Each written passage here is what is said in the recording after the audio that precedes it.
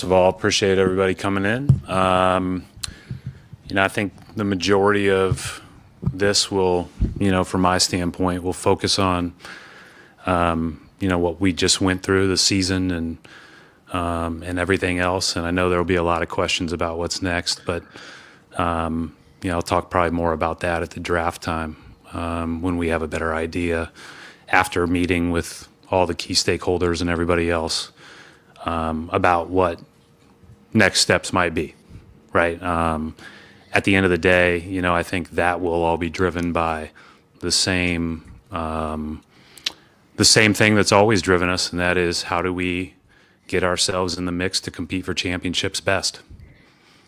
And I think that we'll have more clarity as we take a deep breath, get a little bit more sleep than we have the last 3 nights, and then figure out how to be the best version of ourselves here moving forward. Drink. Best version of ourselves. You know what? Stevens press conference without the best version of ourselves. We lost Bobby Manning somewhere along the way. That's when I knew we were in trouble for this press conference. No, the minute he said best version of ourselves, it's just like, okay, this is Brad Stevens going into Brad Stevens mode where we are not going to get nearly as much intel or information or clarity as we want to. Among the more gifted at that I've covered at all of sports, Theo Epstein was also remarkable at this. Both of them have a great gift talking to you, sounding as if they're being sincere, addressing you, talking for a while around what you ask, but saying absolutely nothing. And then every reporter I get, that was great, until they go back and listen to it. And then they're like, shit, he didn't say anything. I'll be honest, during the press conference, I knew he didn't say anything. This wasn't one of those. When Al Horford talks, we always joke about this. When Al Horford talks, we're like, what's some great stuff. And then we get home and we're transcribing and we're like, oh, he literally didn't say anything. Brad Stevens, during the press conference, my job before this was being a lobbyist. He reminds me of a lot of the politicians that would basically say nothing all the time. But he's good at his job. That's his goal today, right? Yeah. Go ahead. No, I was going to say, I thought the interesting thing that he made reference to, and it's such an kind of ambiguous term because there really is no definition for it. When he talked about conversation with stakeholders, at first I thought, you don't talk to the players. But then I thought, no, we're talking probably new ownership because those are the real stakeholders that are going to determine what the hell he can and cannot do this year. The days where, you could just, Wick would just say, Brad, do the damn thing. Get us a championship. We're good. Those days are gone. So it is an interesting term, right? Yeah. And Brad, I don't recall him referring to like their team as stakeholders before. So to me, that was like one of those new buzzwords that like, that might be replacing the phrase of being the best version of ourselves going forward. I got to talk to the stakeholders to make sure that this is what we're going to do.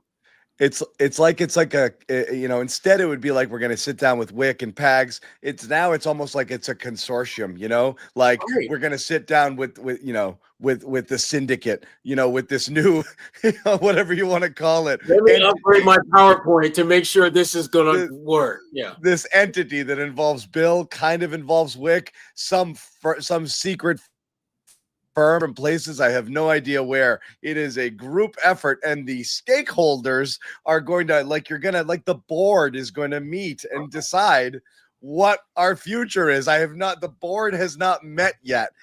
Bobby, you're muted. I got somebody. Who's talking? He's still muted. He's still muted. He's the worst. And now he's really muted. Maybe he's not. Maybe the mic is not on. We'll get him. Go. We'll get him.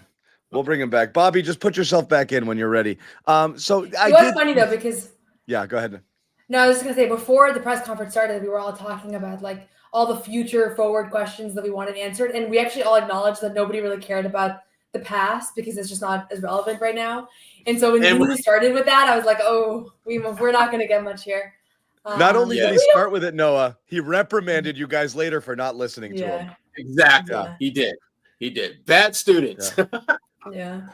I will It's say though, fine. I mean, you can read between the lines go on ahead. this stuff. So, like, even if you didn't get a quote that is definitive, you can still read between the lines on most of these things. So I still And think that's we what got we're gonna some do. insights. Yeah. And that's what we're gonna do. And Bobby, are you good to go? You want to come back in?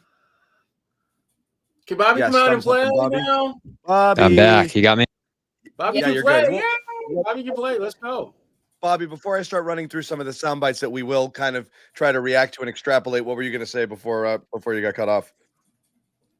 I was going to say, we didn't talk about that too much today, but that is the reality of the situation, is that there's a lot of stakeholders now. There's a lot of people who have say in this beyond even Wick and Chisholm. So you got the private equity, you got all these different owners that are involved here. I think it's going to be a lot more of a group say on what's going to happen here rather than Brad just having total say over what's going to happen. So I guess it is fitting that he couldn't say definitively anything here today, because I don't think it's going to be his say.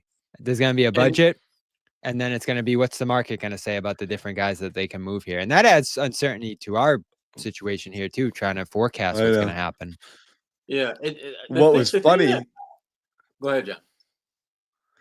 No, go. I'm just going to be an asshole. You go ahead. Well, you know what? I got plenty of time to flap my gums. Be an asshole. By all means, never let me stop you from being an asshole, John. Well, at least they're out in the open about the stakeholders thing. Before it was, let me talk to Wick, who's going to go talk to his dad. Like, we didn't even know who was making the decisions before. It was like there was a secret. There was someone pulling the strings behind the great and powerful, Oz. And it wasn't the guy shilling tequila. It was dad, who was deciding, you can spend this, you must not spend this. We've got to do that. It's a new set of rules, dad. Again, I'm not trying to be a jerk, but like Irv let them go wild with the spending for a couple of years. It's always been my contention since the sale was announced that this was sure, we'll do it, but we're not going to be around to pay the bill. And I think that they probably knew a year ago that they were going to sell. This didn't come about. Sure, pay it when the bill comes due. Someone else is going to take care of it. Now, I'm not footing this thing, and it's going to be somebody else's mess. And that's that. Those decisions were made. Now, someone else is going to make a decision, which is we're absolutely not going to do that. And I am curious as we get into it, and we'll start with playing. I personally think I didn't expect, as Noah said, we were going to get any clarity on anything. But I do think that the number one question is, do you have a mandate to get under the second apron? Is this something that's going to happen? And I know reporters tried about the CBA and what kind of their strategy and challenges. And again, he's not saying much, so we'll play it and we'll kind of react to what it is. To have a historic amount kind of committed to the corner plays. I know it's a unique situation, as you alluded to, of the transition. When do you expect to have an indication of what your limitations, if any, you'll have for next season? We'll talk about all that stuff in the next few weeks. Is that like, how tough is it? There's not just that uncertainty then right now, not having kind of indication on that. Listen, we've been talking about this for years, right? I mean, the CBA has been well known for years, and so there are penalties associated with being at certain levels, and we know that. And you just weigh that. You weigh where we are, you weigh everything else, and then you make those decisions. But those are, you have to have the clarity of a full season and a full playoffs. And like I said, a couple of good nights sleep, and everybody gets in a room and put your heads together and figure out what's next.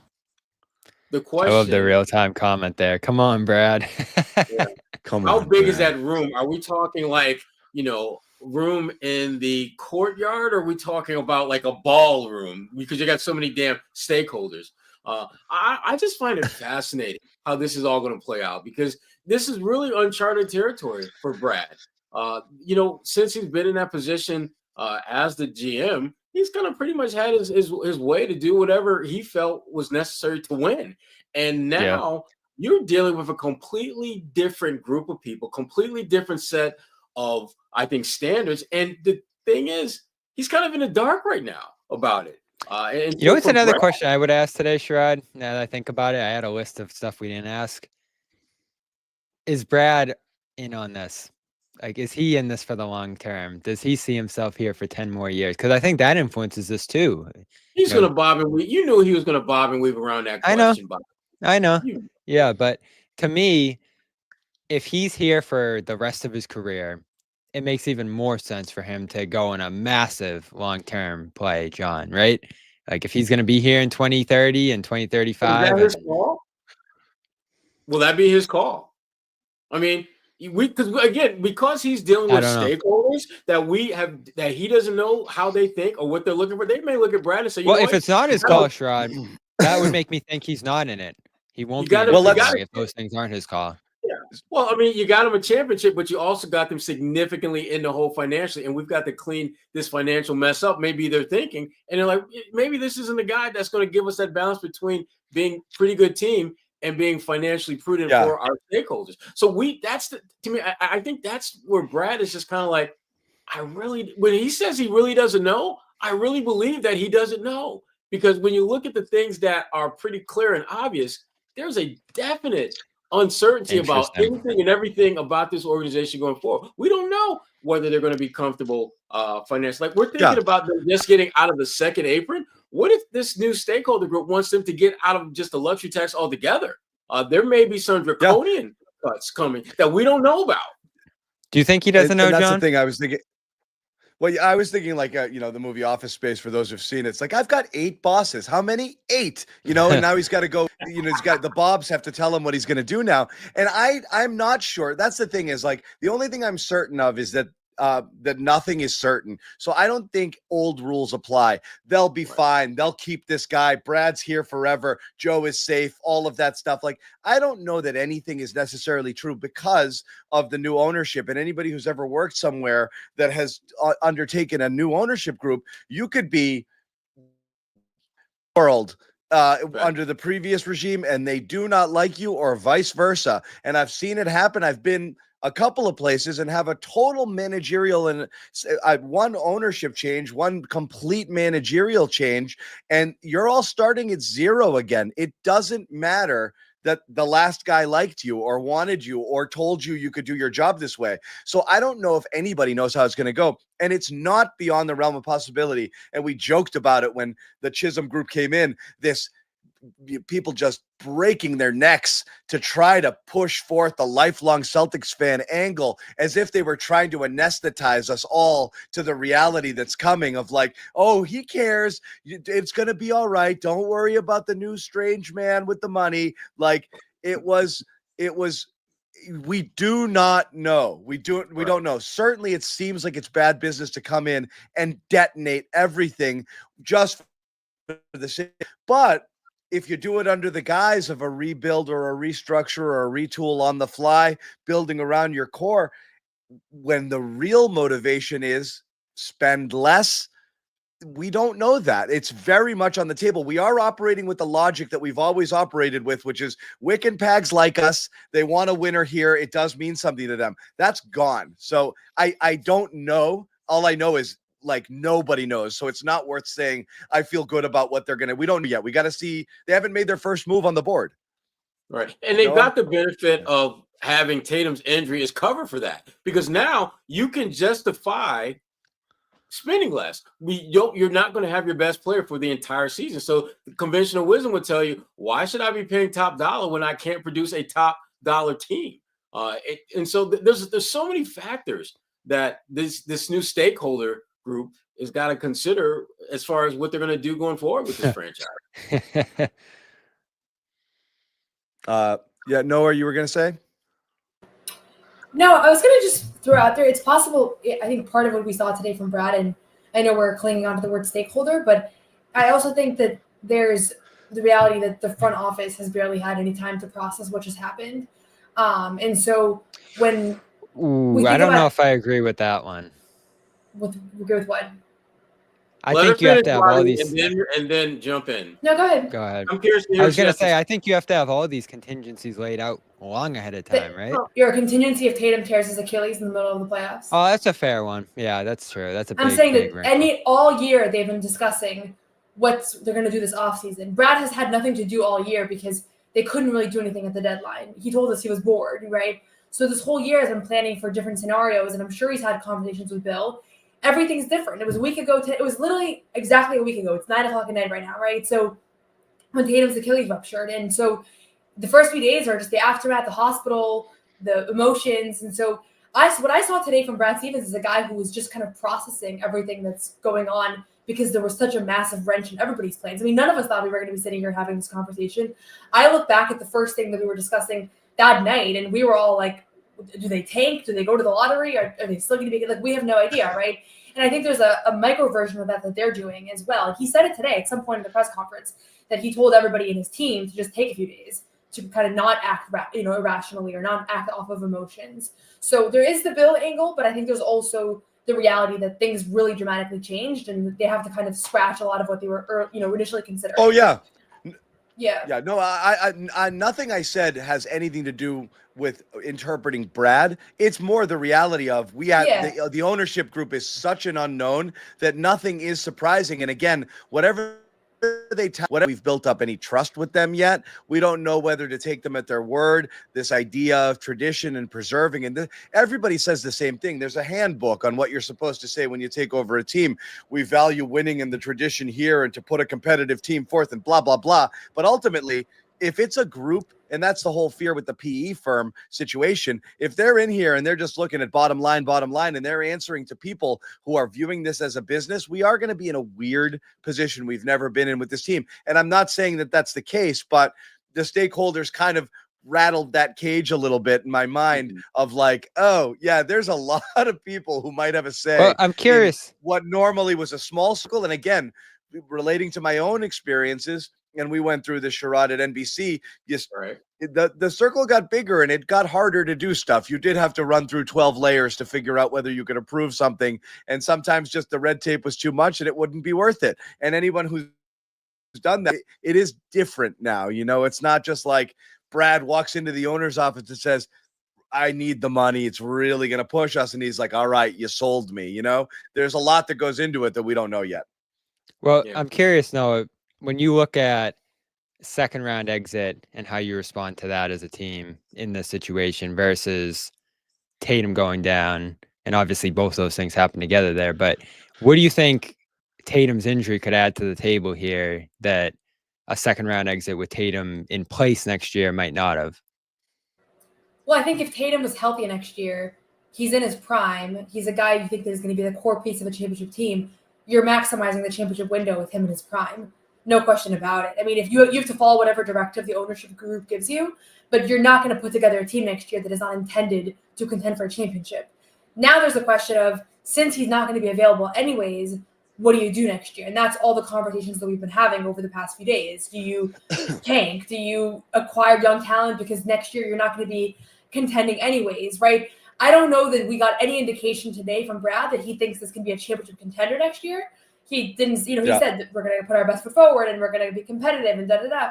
So I think they have to have a decision as an organization of like, what is our goal for this upcoming season? Is it to just punt a year or is it not? And they would never have had that conversation if Tatum was available. Like that just wouldn't have been a discussion point. Well, so I think this, go ahead, Sherrod.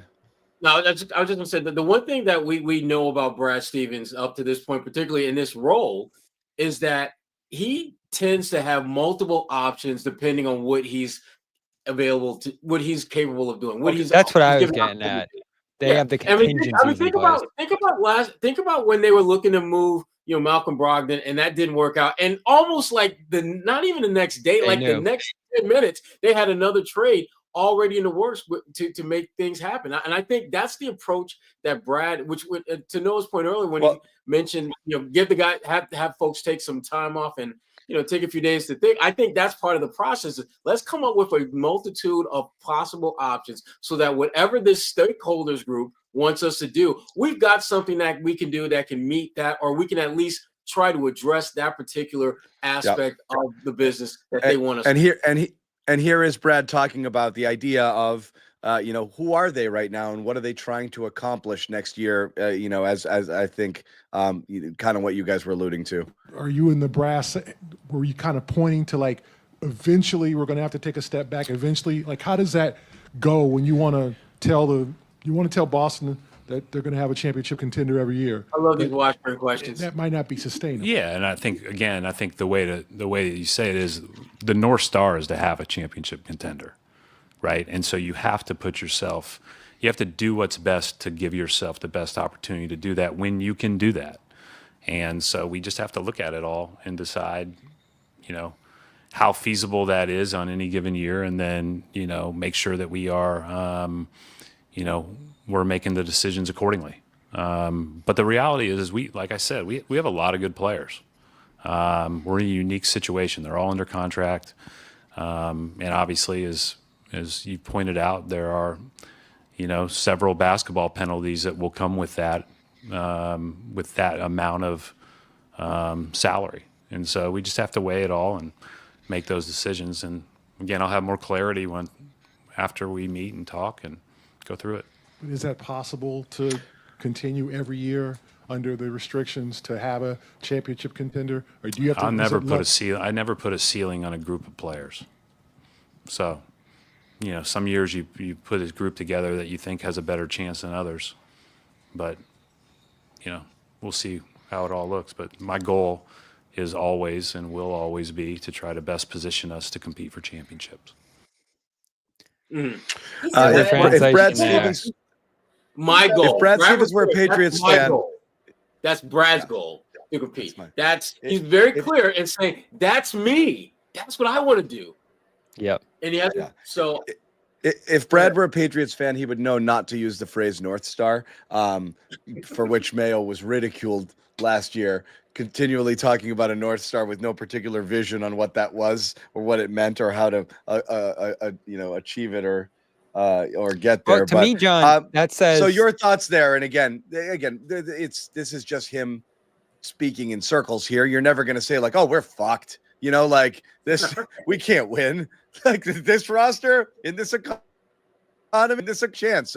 So obviously he's not going to say that. This is playoffs. But I mean, what do you make of this? This question. I think two things. One, we have a lot of good players, and we don't need to necessarily move any of these guys. So you better come with a good offer if you're going to be coming for any of these guys. And then two, for the fans, we're still going to have good players remaining, and we're not necessarily going to bottom out here. We might be better than people think when you look at the final product here. That's what that said to me. And that's how I feel about this generally. And I think everybody has to look at it this way, is there are going to be people gone. There should be good people remaining, I would think, unless it's the full teardown thing you're potentially imagining here, John, which I still don't foresee. It's not a teardown. It's not a teardown. I can't stress that. So you enough. think it's selective? It's not a teardown. It is what gets me where I want to get to at whatever time that is. And it could include taking 2 steps back now or 1 step back now. Just as long as you believe that the pathway is there, the worst thing in my opinion is to hold and pray. Like, I don't love the "in Brad we trust" thing, because I think it's naive to just think he's going to pull miracles. They're facing an economic reality, as I said, as the bill comes due at this point. They're going to have to shed salary without much in return, and they have to factor that into whatever that their roster is going to look like a year from now, 2 years from now, 3 years from now. So you have to look and see, what does it look like? It's not the tear down. It's the quickest path to a rebuild or to getting back to prominence might be to sell off as many parts as possible if you can get value in return for them, with the idea that in 2 years from now, I'm going to be well positioned, not only then, but for the next 4 or 5 years of Tatum's, of the remainder of the remain. That's what I think you're looking to build around. So it's not a teardown for the sake of teardown, and it's not Philly, and it's not the process. Not by any means. You're going to hold on to 2 and 3 all-star caliber players, most likely. Most teams that tear it down don't do that. You just happen to be without one of them next. You might happen to be without one of them next year, but you're already talking about giving people away for very little. That's why I always go back to what has value. And anybody who's ever done this, we've all played fantasy football. Like, you're not trading a bunch of wide receiver 4s for your RB1. You gotta, it's gotta hurt. What you give up has to be painful now, or you're tanking, or you're in a keeper league. I'm gonna reload for next year because this season's over, and I'm gonna trade something I really don't want to get rid of trades are painful. You lose stuff that matters, and that's what gets you good stuff. I think, like I said, I think we are a little conditioned to win every trade so resoundingly that people are reluctant to do that. But that's more my thinking, not a tear down, not let's just tank and go into it and just get draft picks and pray that one of them is Jaylen Brown or Jayson Tatum. That's hard. That's hard to do. You just have to amass enough assets and you can cash one of those lottery tickets that you happen to hit. And then you do have some ascending players to put around Tatum who are cheaper and controllable, as opposed to the situation you're in now, which is, as Brad said, a lot of good players under contract. That's a good and a bad thing. It's why they won, and it's why they're in the position that they're in. Well, I think whatever they do, it's going to fall somewhere between that spectrum between rebuilding and retooling. I think that's the sweet spot for them, because they're still going to be a playoff caliber team when all this is said and done. Even if they pare this thing down to where they're just a luxury tax payer, they're still going to be a really good team. They're still going to have some really good pieces. And that, to me, ultimately is one of the options that I know Brad and his team are going to be, making that known. But again, this ultimately comes down to what are the expectations of the ultimate X factor in this, which is the new ownership group. What do they expect Brad to do? And Brad, in turn, and his team has to figure out, how can we meet what their needs and wants are with our goals? And Brad made it very clear what his goal is. His goal is to have a team that is competing for championships. And that's going to be very difficult to do, balancing that need and desire with the reality of what their roster looks like from a construction standpoint going forward. Because remember, the type of people that are now part of the ownership group, they want to get paid. They absolutely are invested in this team because they want a profit, not a profit in terms of feeling good about being part of the Celtics legacy and history and all that stuff that you knew Pags and Wick were all in on, but they literally want to get paid. And the only way that is going to happen is you've got to pare down this roster, financially speaking, and unload some contracts. And Brad is well aware of that. He knows that's the reality of what he's got to do. He's just got to learn and figure out how close to that core does this new ownership want him and his front office to go. And they have to be able to be as proactive as possible in making it happen. Because Bobby, Noah, you guys know, Brooklyn Nets are one of the few teams that seems to have the kind of financial flexibility to do some of the things without it being this tremendous financial burden or for lack of a better word, speed bumps along the way to get a deal done. But does Brooklyn really want to deal with the Celtics after the Celtics have fleeced them quite a few times when it comes to getting deals done? If I'm Brooklyn, I don't give a damn if the Celtics are offering Tatum, Jaylen. Something will tell me that, you know what, I'm not going to deal with it, because every time I've dealt with the Celtics, I have come up the big fat loser in that. And so for the Celtics, it's going to be hard to get a lot of deals done because there aren't a lot of teams that have pieces that they'd be interested in, and conversely have the kind of flexibility financially to take on some of these contracts that the Celtics are going to be looking to unload.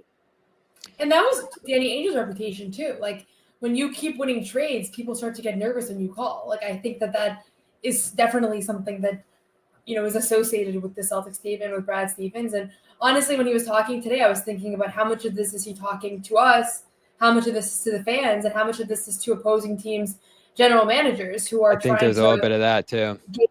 Gauge like what his value is on these players. He doesn't want to seem desperate. He's not going to say, like, I think that it's almost definite. It's a fire sale. Right. He's not going to say, like, I have a directive actually that we really need to get below the second apron. But I think we all kind of know that, and there's just there's quite literally no advantage to him being explicit. And that is a competitive disadvantage if you want to get stuff back and you're out there shopping guys, knowing that you have to offload money. There's no teams, and I think someone who asked a question today alluded to that. I believe it was Corrales, that there aren't salary cap teams that you can straight up dump these contracts into. So as much as we want to say, oh, trade Jaylen because of X, Y, and Z, or trade Holiday and Porzingis because it doesn't hurt as much, this honestly might just come down to what opportunities present themselves. If there's only a trade to get below those lines that involves Jaylen and nothing else is going to work here, you're a little stuck there. So that's the complicated part of this beyond the ownership thing that you mentioned, Sherrod, which is another difficulty that Stevens faces here, is they're not going to decide what they can and can't do. The market's going to decide that, and they're probably just going to have to get into the best possible trade that they can, even if it hurts, even if it doesn't look great. So Yeah. they're a little stuck. They're a little stuck. And I can't imagine how, to John's point, Noah, the Celtics are going to slip out of this one easily or cleanly. They're in a really difficult position. They are, and it's not going to get, and teams are not going to make it any easier for them. The only silver lining, or I should say, one of the few silver linings I'd say the Celtics have, is the fact that what we've seen really in recent years is the ability for teams to kind of replenish themselves and retool and become a title contender fairly quickly. The Celtics, they're going to have enough pieces where they're going to have a nice core going forward, regardless of what they do in terms of trades and things like that. And if they hit the jackpot and get a late first round pick who winds up being a legitimate starter for them, they could easily be back in the position of being a title contender. I think the one thing, and again, this is something that Brad didn't really talk about, and he never will. But the window to win a championship with your core group is like maybe 2 years tops now. It feels like when you look at the Denver Nuggets, 2 years. You look at the Celtics now. That window seemed like it was going to be open forever, and it's literally shut, right? Just like that. You look at Minnesota. You look really the only team that you can look at that's among the top tier teams in the NBA that seems to have a clear window that's going to stay open for a while. It's Oklahoma. I mentioned that to Joe Sway this morning, Sherrod, because you asked me in March who's going to win more titles over the next 5 years, Thunder or Celtics, and I was like, Celtics probably in a better position this year, but next 5 years, you're probably seeing more Thunder championships.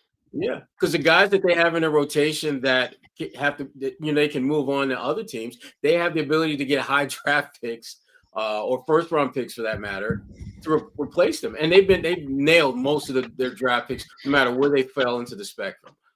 So, yeah. Well, the downside to being a team like the Celtics and having the new CBA work really hard against super teams or being able to sustain a team like that is also what might be able to expedite their return to prominence, because it's going to keep other teams down too. So again, that it's a shorter cycle now if you dip and kind of fall back and then come back through. Not quite like you see in the NFL, which is basically a socialist republic, and they're trying desperately. I mean, it is. They're desperately to make it easier to come back up with the higher draft picks, the easier schedules. The way the money works out here in a hard cap, it's impossible to stay up for too long unless you are drafting brilliantly. So, again, that is a thing that could work in the Celtics' favor here. Other major issue, in addition to the CBA and the coaches and what they're planning to do next year, which is what we're all most interested in, is the Jaylen conversation. A few questions on Jaylen here in terms of surgery, recovery, and what's going on with him. Here's Brad talking about Jaylen Brown. And at the same time, we also, he saw our team docs and a couple of other people, and as he even said a couple of weeks ago, the knee's in a good place structurally, and so I think he felt comfortable getting out there and going after it, and hopefully he'll feel better after being off of it for a couple weeks here. That's the unfortunate part, is we're done in middle of May, but some of these guys have some nicks, bruises, and other things that it'd be good to get some rest. Brad, what is the do you know a treatment at this point for Jaylen, the plan there, and what is the outlook now going forward for him and Jayson health wise? I don't. I think for everything Jaylen said to me and said here, I think that what I just said is probably the outlook. I mean, what was reported this weekend, that's been something that's he's had for a while, and it's been stable, and he's played with it, and so that's been several scans through and through. So like, we've known that for a long time, and he's known that for a long time. And but it just tells you, like, these guys they care. Like, they care about winning. They care about playing well. And, again, I think that'll probably, he'll drive that. But certainly we're thankful for how much and how hard he's played. But he was definitely experiencing some discomfort there in March. But, you guys all watched it in the last couple of weeks. I thought it got better and better and better. And I think he actually felt better. At least he told me he felt better at the end of the Knicks series. So before you guys jump in, I have a few points of contention here. So a couple of things. One, the claim that everything was structurally sound, which Jaylen said, which Stevens just backed up, but then later in it basically confirmed that he has a partially torn meniscus, as he alluded to the reporting that was done over the weekend, which was partially torn meniscus. And a partially torn something is not structurally sound. I guess structurally sound. I guess structurally sound in their estimation might mean he's not going to die. He's not going to fall apart. He's not going to make it worse. The knee was going to be okay playing through it. So I think that's what is being said there, because at first blush it sounds like a lie, and I don't think when they say structurally sound they mean his knee is going to be able to hold up to what he's doing now. So that's one at first it took me aback, but I think that's what he's trying to say. The second is, the key to him now is to rest up for a couple of weeks, and I think he'll feel a lot better. Well, shit. Why didn't he rest up for 2 months when he first started feeling this in March, and none of those? You mean back in March, John? Yeah. So if rest is good, why wasn't rest good then? I'll never understand that until until the day I die. I still cannot fathom, and I think we all swallowed it whole. This whole like he's learning to play limited.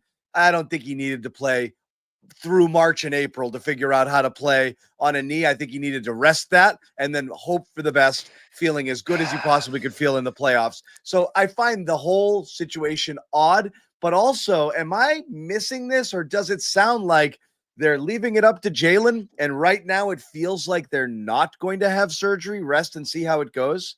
Because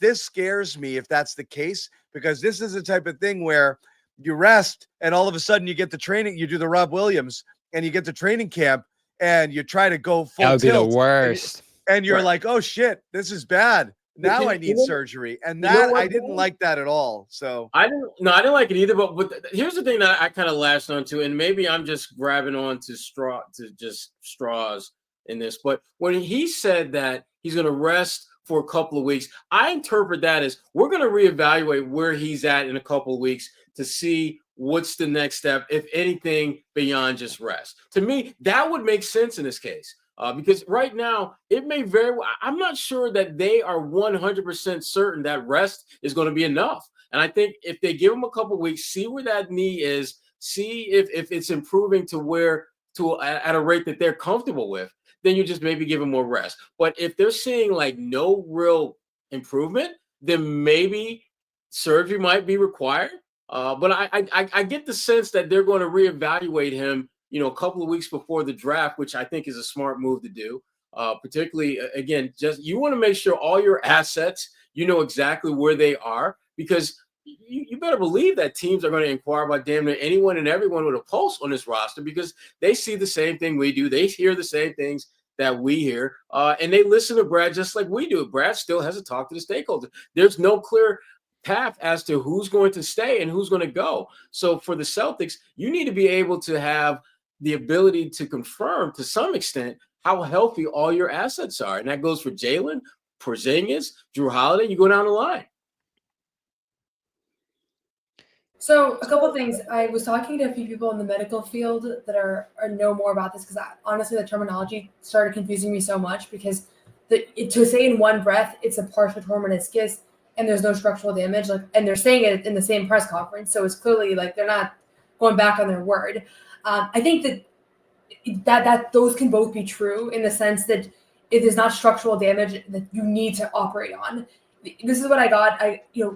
Almost everybody that's physically active has some sort of partial tear in their meniscus. Like, that's why that report felt like a bombshell to me, because I didn't know that when it came out. But upon reading more about it and talking to people, it doesn't actually tell us much. What kind of tear it is, where exactly it is, and whether you need to operate on it are the questions. I don't know that he knows any of the answers. I think the reality is that, it doesn't really heal with rest from the people that I've spoken with. The way that it heals more is with good strengthening, with good physical therapy, things that you do over time, pain management, but it doesn't heal with rest. And so to your point, John, about like, why did he not rest? He's not going to heal in a few weeks. I don't know why Brad made it sound like that, but that's not heal. Not how this works. The idea that he'll feel better, but when I say rest, I mean rest and rehab. Like if you shut it down in March and come back in May, and you have 2 months of rest and rehab, I mean, what are we talking about now? You're going to shut it down in almost June and then have 4 months of rest and rehab with no surgery. Yeah, you're kind of in the same, like, obviously it's longer, but the idea behind, if it's one of those things that isn't going to require surgery and it is structurally sound and they are going to rest, rehab, strengthen, and then get back to it, I feel like you could have gone a long way towards getting there if you'd sat your ass down when you first started feeling it, as opposed to trying to power through. So I don't fully get that, especially if now that's the chosen treatment path. Yeah, and some other notes, I heard the same thing though on that, but it does come down to the health of the knee overall. And I wonder how healthy the knee is overall, just given how nagging, how long running this is. And I wonder that too when Brad says that they've known about it for a while. Like, does that mean back to March? Who would have, for real, raise your hand if you would have blown a gasket if Jaylen Brown sat out every game from March and on when nothing mattered? They were locked into the 2 seed. No, we had that debate at the time. I think it was a 99% of fans were like, yeah, sit him. And then a few people were like, okay, he's learning to play through it. I think everybody. Do you guys remember when Jaylen had that kind of tell-all press conference where he was like willing to answer knee questions? There was one press conference. It was after the Phoenix Suns game. Yeah. And in that press conference, he specifically said they don't know that rest would help. Knowing now that it's a partially torn meniscus, it doesn't heal with time. It doesn't heal with rest. So I think he's going to end up having some sort of surgery. There's a bunch of different kinds of surgeries that you can have. I also think that Brad downplayed whatever it is that Jaylen's dealing with right now, because why would he not downplay? He literally downplayed any injury today because that's literally his job. But I don't have any reason to think, knowing what we know now, that in March. So you still think surgery? I don't know. I'm not like I'm truly not going to try to predict this one. And I honestly I was going to write it up and interview somebody, but a partially torn meniscus can be 100 different things. So it's just like we still don't know anything. Basically, when I thought we finally got the intel on what this knee injury is, because Ramona Shelburne had an ESPN report, we actually are kind of where we were with the right knee impingement term that meant nothing, because this still doesn't mean anything. I will say, Jaylen told us that he was feeling better before the Knicks series and that he was nearing 100%, and he was off the injury report for that entire series. And Brad said that Jaylen told him at the end of the series, I felt all better. Which, you know what? I didn't think he looked worse. He didn't have a great series. Nah, that was gamesmanship. What do you mean? That was gamesmanship. I said it during that press conference. It was, at this point, I'm pot committed. What's the point of putting me on injury reports on and off when I'm going to play? And I don't want the Knicks to think that I'm limited because I'm going to be asked to do stuff. I don't want to be picked on. I don't want to be isolated. I don't want them to sag off. I want them to play us straight up. And again, a lot of teams do this. I think the Patriots, to me, it's always the more confident you speak, the worse it is. And the Patriots were masters at this when they had Tom Brady entering the Super Bowl with a badly sprained ankle. He could barely get out of bed. They would tape that thing up like crazy. They put him out at practice, not put him on the injury report. He could barely walk. And Rob Gronkowski was the same before the Super Bowl in 2011. That's a common thing, and I think that's what they were doing here. He didn't look any better. We saw he couldn't dunk. Yeah. Okay. I mean, obviously that's a potential. Go ahead, Noah. Obviously, that's one of the potential theories, right? We know that at the time, that anytime they say anything during the playoffs about gamesmanship. I also don't know that Brad lied to us today when he said Jaylen told me he was feeling better towards the end of the series, when Jaylen was not really as restricted in that series. He just still didn't look 100%. He did look a lot better than he looked a few weeks prior. So I think there's the potential that he was improving throughout the postseason, which would be useful to know in the sense that if he's improving at the postseason, you don't want to have elective knee surgery. Nobody wants to have an elective meniscus procedure. Could be the beginning of a lifetime of meniscus procedures. So I don't think it's the idea that they're trying to wait it out and avoid potentially operating right away is let's just leave it to Jaylen and he's going to be reckless with this. You're a professional athlete. You don't want to have knee surgery right away. That's just not you're not. No, I know, but from I get that.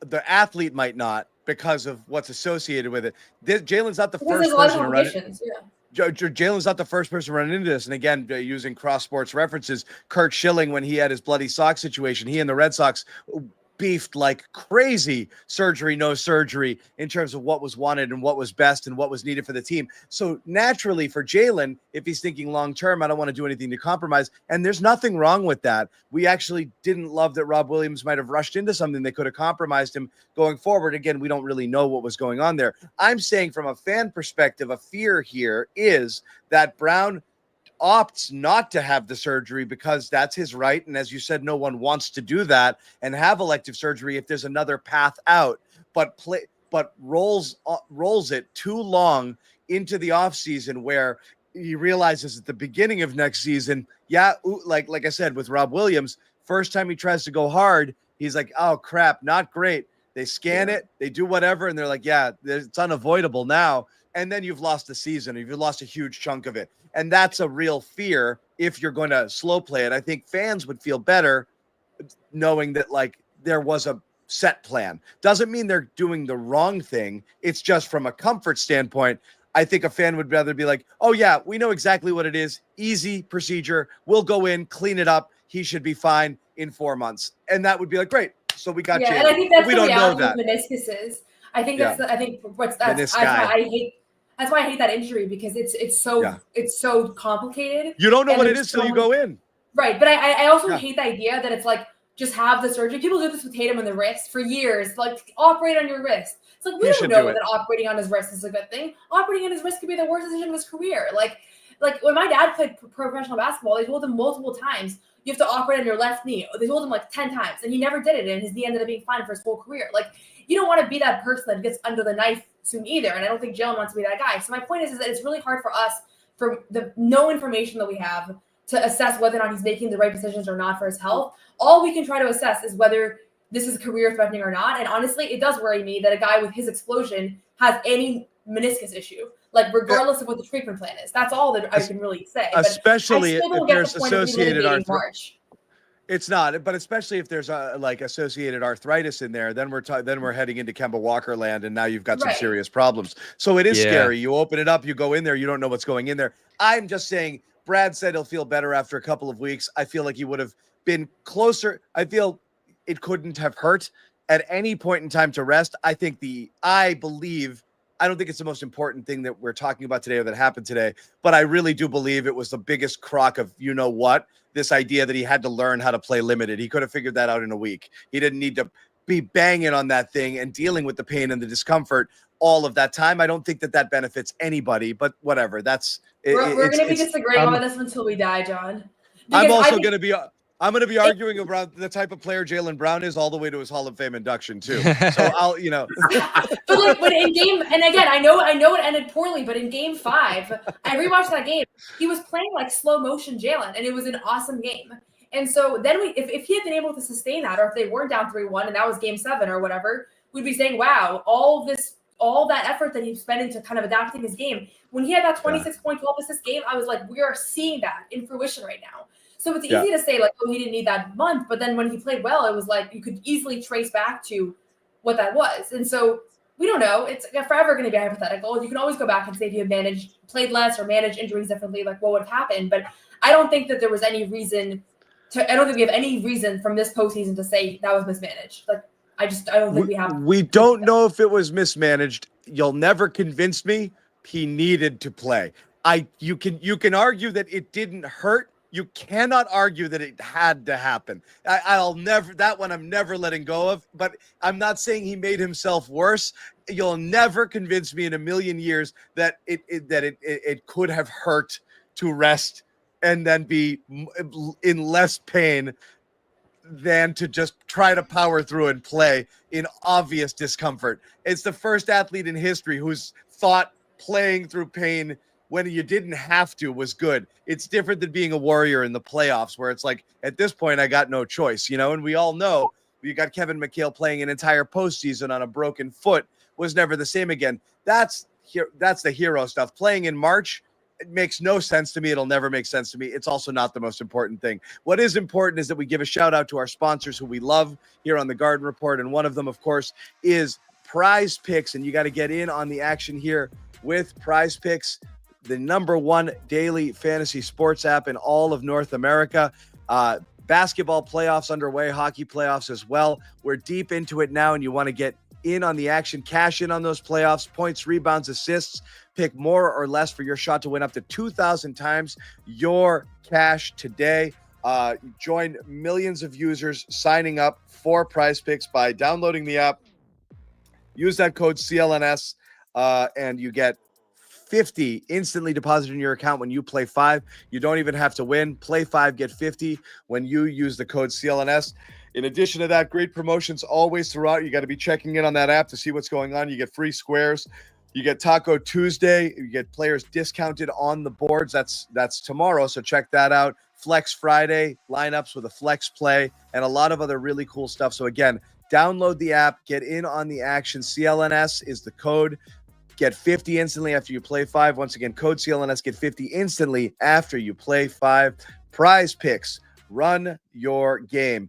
Back to Brad Stevens. I want to add this real quick too, John, because I think Noah hit on a lot of good stuff there with the injury. I asked, what's the concern level with a partial tear? And I heard back it's decent. While there's technically such a thing as a non-surfacing partial meniscus tear, if it's still causing him issues, they'll likely scope the knee and deal with it. The major concern is how healthy the knee is in general, to your point, the arthritis thing there. So I think the rest is hopeful, but if it's still an issue in a little bit of time here, you're probably seeing surgery with this thing. It feels like it's inevitable and it's happening. And I think the sooner, like, you're not going to run from the problem, but it might be worse than you want it to be. And it might not be an easy fix, or it might be something that's fine. So again, it's a little bit, definitely a little scary, as Noah said, like, because it can't heal, you said, Noah, right? On its own. This could lead to a lifetime of problems. Yeah. Yeah. I mean, that's my understanding, that it doesn't just like reattach. You know what I mean? Not on its own. But you also can have a healthy career with a partial tear, and I'm sure a ton of players do. Like, probably 3 out of the 5 of us have a partial tear on our meniscus right now. You know, like I mean, we're not NBA players, but I think that's an understanding that I don't know if it's you, but I've definitely got a partially torn rotator cuff. Oh yeah, that's a fact. Every time I throw, like, you do kind of just like do your shoulder thing sometimes. That's what my dad does. He has a fully torn one. I no question I have it. Every time I throw a football now, it's like, oh my God. Anyway, a couple more things we want to hit on from Brad. You know, again, while we're on the Jaylen conversation, Noah had asked a question about the you know, Noah's the one person who's excited about next season because she wants to see Jaylen Brown lead the team. That's not why. And the possibilities that could follow. That's not why. It's those main Celtics. Those main Celtics. That's not the main reason, John. You know me better than that. What's the number one reason why I'm excited for next season? Oh, it's the ascension of Peyton Pritchard is obvious. Exactly. Yeah, I want to see Brown. I want to see Brown lead the team. Fine, if I'm claiming Shireman and he's mine, I don't care how much Maine you've covered. So Shireman's my guy. If you get Pritchard, Bobby gets Cornette. I'm getting. We all get one goofy white guy. I'm getting Shireman, and I get exclusive access, and that's it. As for the 1B. The point of interest for Noah next season, Jaylen Brown, what will that look like? And it's actually really interesting. Let's remove injury from this. Let's say whatever is going on with him right now is cleared up and he's perfectly fine and back to normal Jaylen. And he doesn't get traded, of course.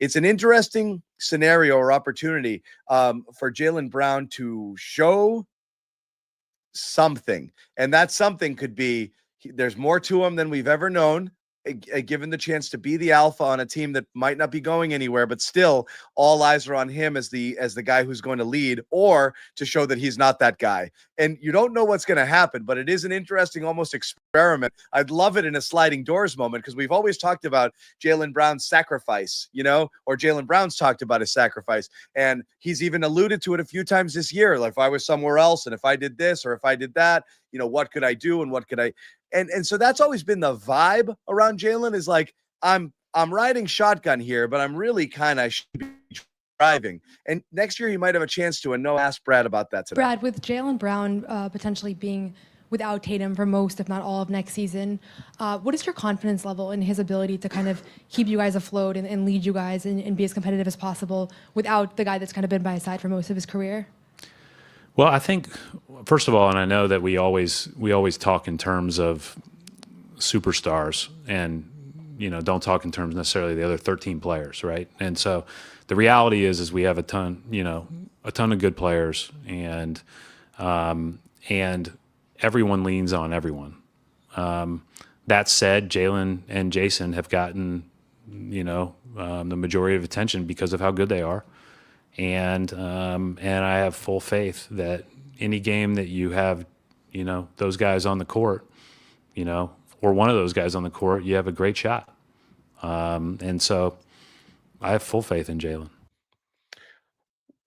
Was that kind of a non-answer? Yes. I asked that question for one reason alone. It was to see if he would start off with we have 13 guys on the team or not, genuinely. And so as soon as he did, I was like, okay, that's all I needed. I don't think he really thinks that Jaylen's going to be the cornerstone of this team next year. And so to me, it actually made me think that no, I think he views him as a piece and maybe one of 3 guys that are going to be leading. But he could have said like, I think this is a great opportunity for Jaylen and he's going to take another leap. He didn't say that. But going back to your point earlier, Noah, showing your hand. I was shocked that's how he answered it, there. Noah. That's why I found it interesting. I was shocked that's honestly, how he answered. To me, the answer would have been yeah.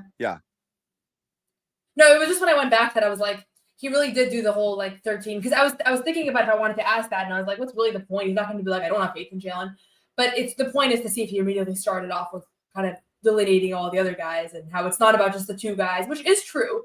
Like we all know, like you said the other night, John, like they didn't win the championship because of Tatum and Brown, but you could have used that as an opportunity to kind of gas him up a little shocked. bit. He didn't. Yeah. Really. I'm shocked. Personally, I would have thought the answer would be like, we all know how good Jaylen is, and if Jaylen wasn't on a team with so much talent around him, he could do anything. He could lead the league in scoring. I thought he was going to go in that direction. I was really shocked when he was like, that was a very Belichickian answer where he's like, yeah, we got a lot of a lot of players on this team, and he didn't go there. Did not gas him up. Were you guys find that interesting at all? He said earlier too on Tatum and Brown, those guys have been core parts of this whole program for a while. So there's no question about that they'll be big parts. And these guys have achieved so much and certainly deserve all the recognition and praise and accolades they get.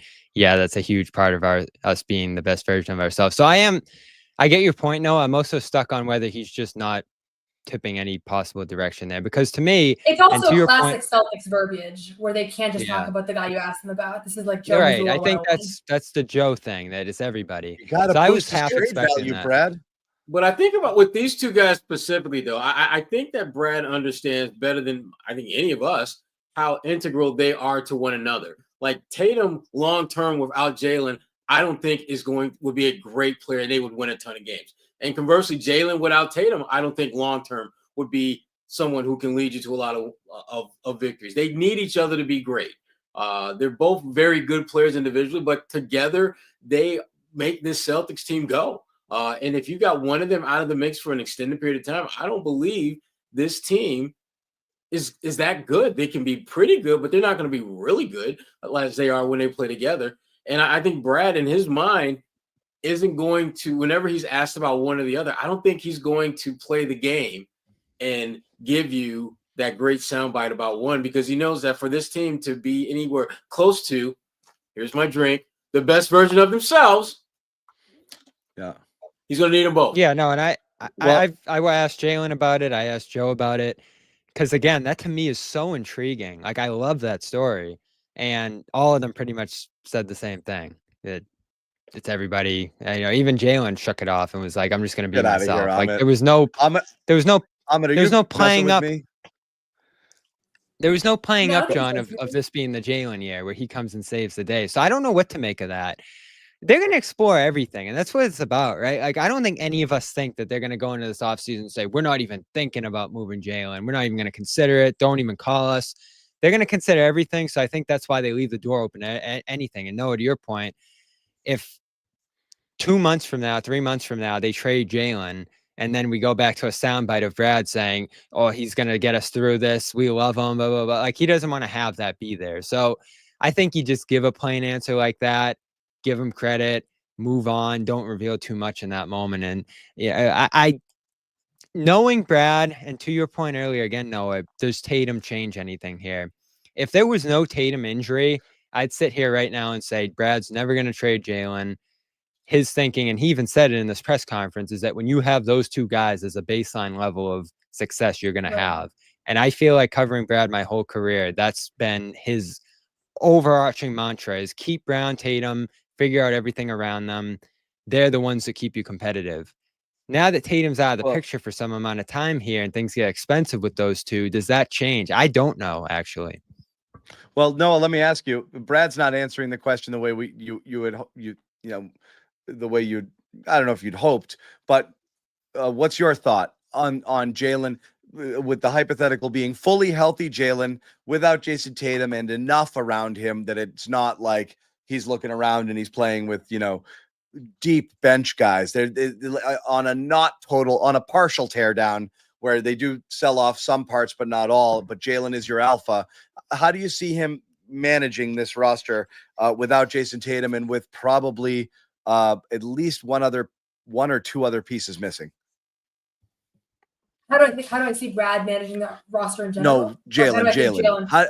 Jaylen as the guy with less around him.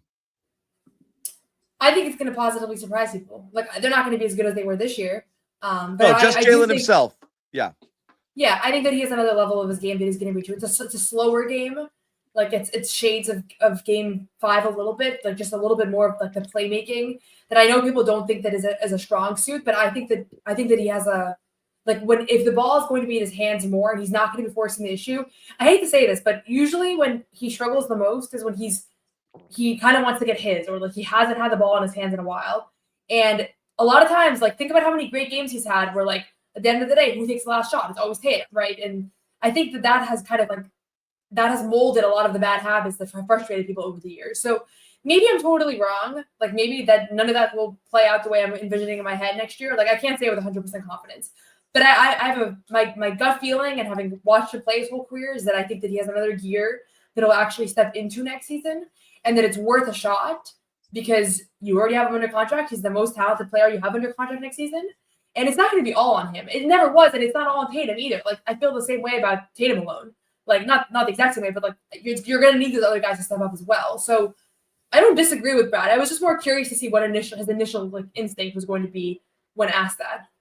Yep.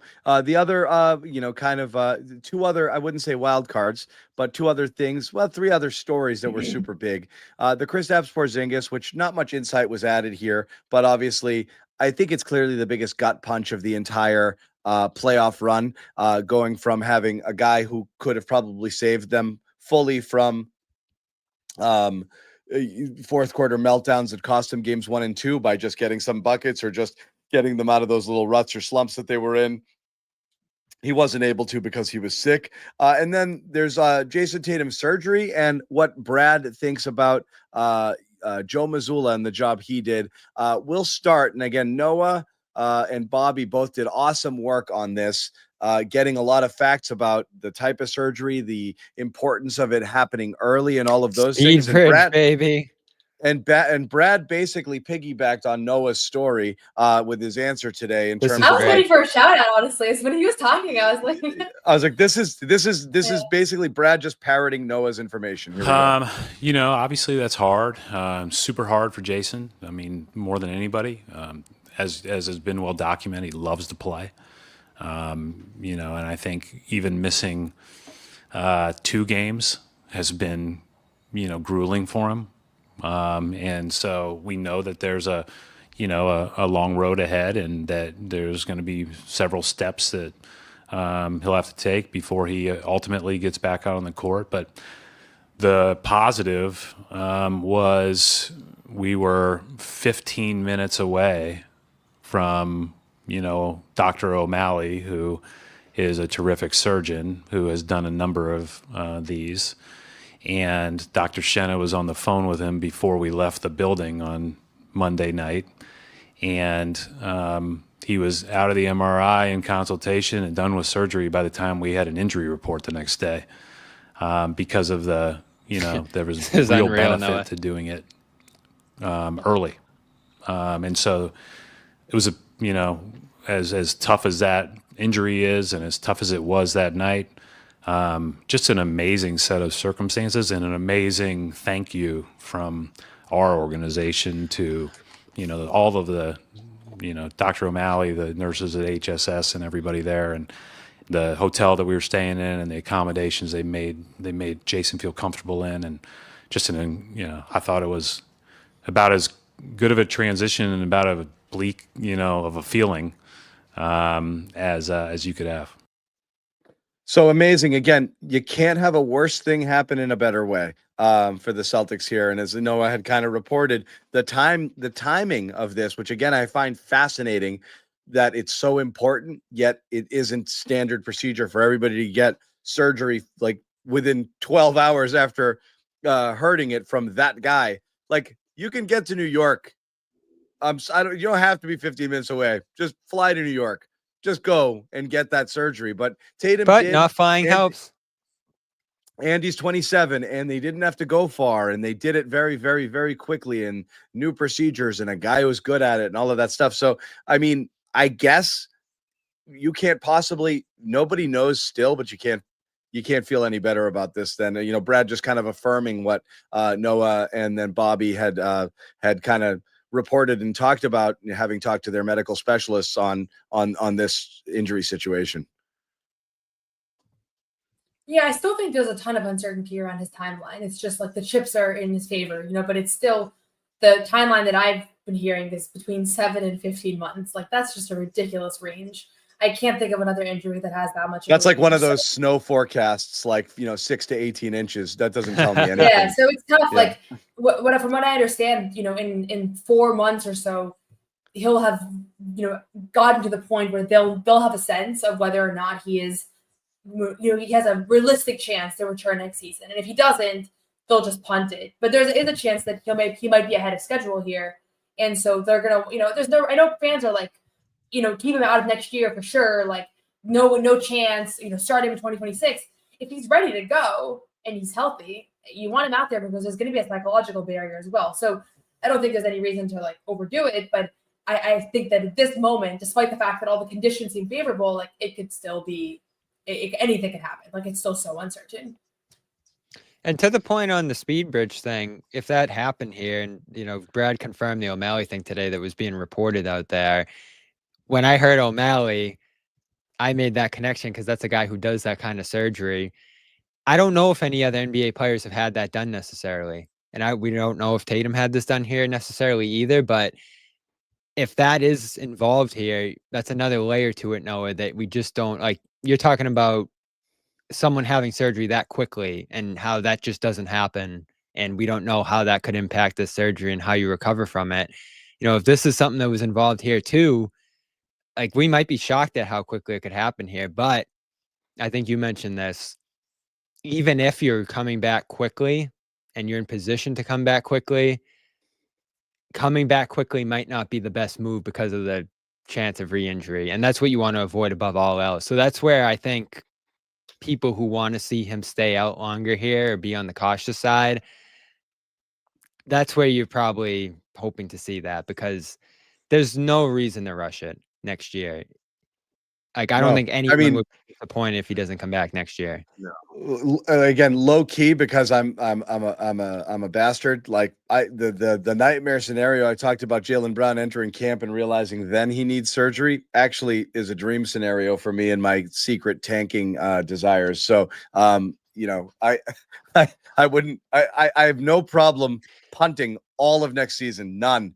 Not with the idea that you're trying to go in the tank forever, but the best tank scenario possible is just having guys out with injuries, but they're still your guys. You don't have to sell anybody. They just don't play for you for a year. And then you get a top whatever pick and then come back with those guys. That's a ridiculous shortcut dream scenario. If you can just suffer your way through 1 year. So I don't give a crap what happens next year. I honestly don't. I think the worst thing that you can do is be stuck in the middle, in purgatory, just out of the lottery in a play-in situation, 8 seeds, first round elimination, because it's a hopeless season to begin with there. So again, it's not the end of the world. I would take my time with everything that helps the notion that of long-term health. It's by far more important than anybody coming back at any point in time, even a day earlier than they need to. That's the advantage of next year is there's no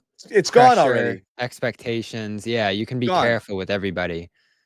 Which, you know, the focus has to be beyond next year, and putting Tatum in the best position to succeed beyond next year, even Brown, who again I think should be part of this thing beyond next year, is the priority. And that becomes part of the challenge of figuring out exactly what to do with this roster, because as John pointed out, the worst place to be is in that 5, 6, 7, 8, actually 6, 7, 8 space. It means that you're going to get to the playoffs and you're not going to be able to use the draft to get you a marquee player. And that's one, to me, I think that's where it's going to be very interesting when Brad Stevens and the stakeholders and all those folks get together to figure out what the plan is going forward. Because again, you don't want to go in full blown tank mode, but at the same time, are you? If it happens, yeah. Then you have. Are you okay being in basketball purgatory? Are you okay being in basketball purgatory for a year where you're in that 6 through 10 range? Yeah. And then Noah gets to cover the main Celtics without a 90-minute, without 3-hour commute back and forth, which is great. They're just here. They're already here. They're already here. There's nothing wrong with that. I love that. I would love it, actually. I'll ask you this too, Noah, because of stuff we're trying to glean from today, and even a couple of days ago when we talked to him. Horford's name didn't come up today. He's a free agent. Luke's a free agent. They were both non-committal to this thing. How much of their decision you think is going to be how much of a competitive chance does this team have next year? Because I remember Luke last year taking the minimum. It was about coming back and trying to win the championship and trying to play with all these guys again. Well, now all of these guys won't be back, and now all these guys might not have a championship opportunity next year. So does that factor into Horford and Cornette's decision? I think for sure. I mean, the premise of Al and Luke both taking below their market value, which is, I think, my assumption for what was going to need to happen, rests on the idea that this is a better situation than anywhere else in the league, which this year it was, right? You're the defending champs. You're bringing everybody back. Why would you not want to be a part of that? And I don't think that any of them regret it, because I do think that it's a very, close-knit group and they had a good opportunity and all that. But do you do that again? I would honestly be more surprised for Luke to do that, because Luke has never gotten his payday. So at a certain point, like, the guy can't keep taking veteran minimums and being a way below veteran minimum player. Al's made plenty of money in his career. So if Al feels like I'm going to sign a 2-year minimum deal and come back for Tatum's return season and be here as a leader and a steady voice, and maybe I'll get into coaching. Like, I don't know exactly where his head's at, but it was very obvious that when Al was speaking to us the day after that, he was very much devastated about this loss, and you could tell that something had shifted. And I thought that the second I saw him in the locker room after the Achilles rupture, that you could feel like his whole career flashing before his eyes, not just Tatum. So I wouldn't be surprised. I mean, the more I think about it, the more I could see either of them leaving, more so than I did a month ago. But I honestly, I really want to know that Luke's going to come back. Like, sorry, I hate to say this probably, but I don't know how they keep him, considering how expensive he's going to be. Oh, too soon, Noah. Yeah, I know. 20 million. Real quick, I want to address this by Cass, because I don't understand this topic. We literally have everything we have because of tanking. It's the only reason this version of the Celtics exists. The 1 year they decided to go in the toilet and trade off Garnett and Pierce and all of that and finish where they finished, and then all they of got the Marcus Smart.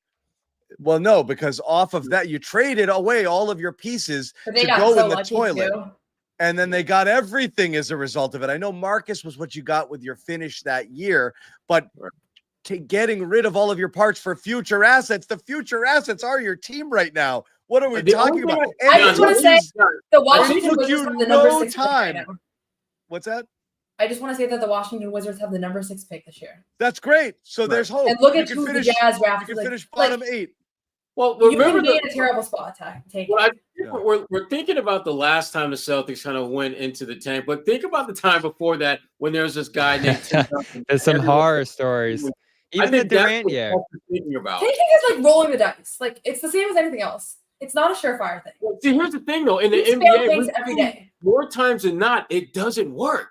When you intentionally play with the basketball gods and try to tilt the scales of basketball justice in your favor, it usually blows up in your face. We've seen it happen in Boston. But when it happens organically, it just happens. Like nothing about what you're saying is organic, though. But think about it is. If people are hurt, you're already out your best player, and you have no choice but to sell other pieces off for in a fire sale just to get under the tax. You're taking big steps back under ideal circumstances. One other thing tilts in the wrong direction, and you're legitimately deep into the lottery without even you're trying. Just hoping that happens.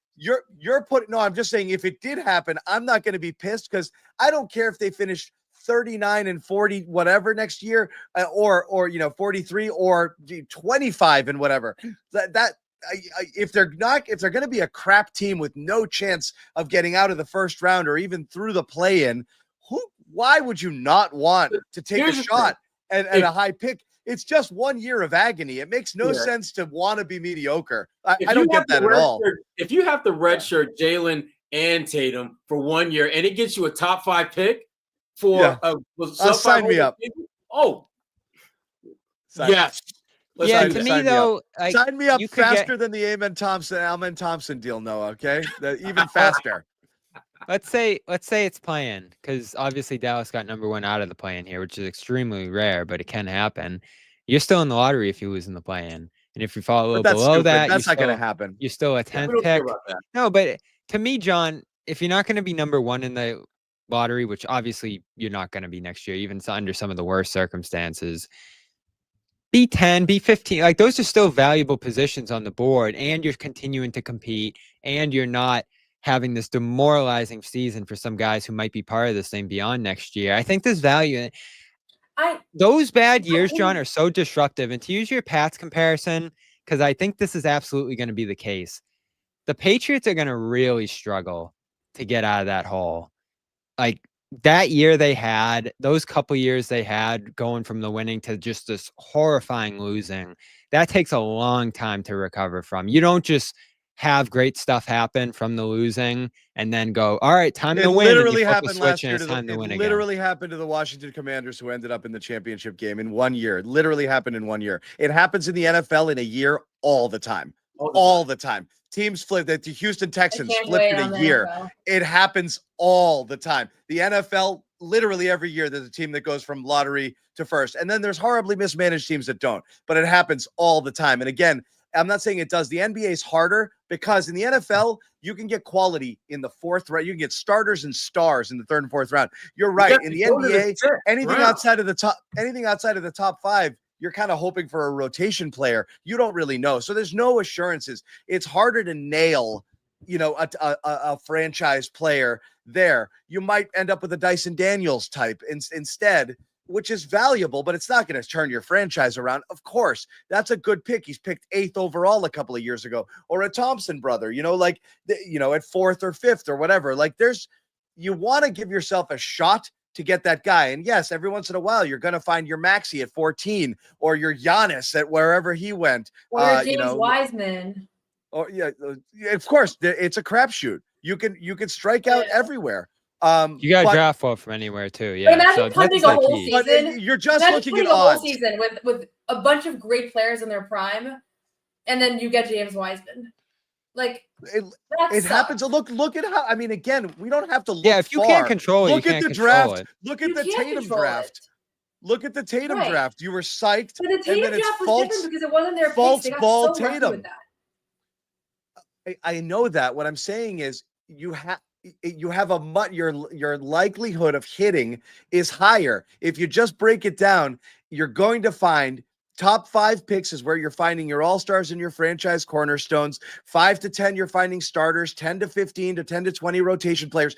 Not across the board, but that's the average. You're more likely there to find them. The deeper you get, the higher you get, the higher your chances, but nothing is a guarantee. You could pick first overall and grab a bum. Like, it's no question about it. But it's just a greater likelihood. You're really going to have to get lucky consistently picking in the 20s. My thing is really lucky. You can see that the 3 teams that have the top 3 picks this year, they pivoted to a tank mid-season when everything failed.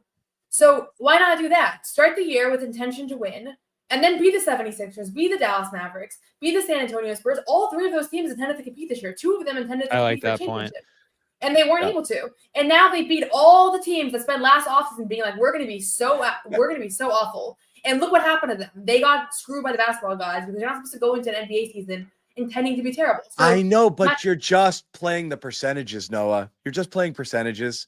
You're giving yourself a few percentage points greater chance to make an impact. That's what's the cultural? And I'll stop because I get your point, and I get why people agree with you, but I think just what Bobby's saying about the cultural implication of it is just how you become a bottom feeder. Like, these bottom feeders, it's been the same freaking teams my entire life that have sucked. And like, I think the teams that have avoided it are the ones that keep staying afloat. Like, I think it's like a losing mindset. I understand like the desire to be like, maybe we'll stack our chips and but this is different, right? You understand water. The difference, right, Noah?